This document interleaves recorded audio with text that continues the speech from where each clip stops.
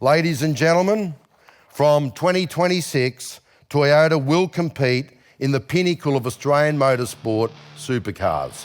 And we're hitting the track with a V8-powered Toyota GR Supra.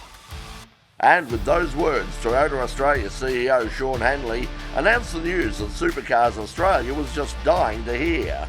We've appointed Walkinshaw Andretti United as our homologation and racing partner. The company has committed to the category for 5 years with at least 4 cars. But the hidden headline is this a third manufacturer joining the field or simply a replacement for GM?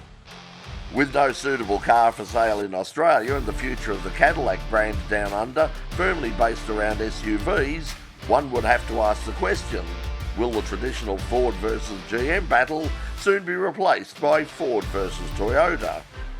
Who knows, but at least we will get to see and hear something new at the season opener in 2026.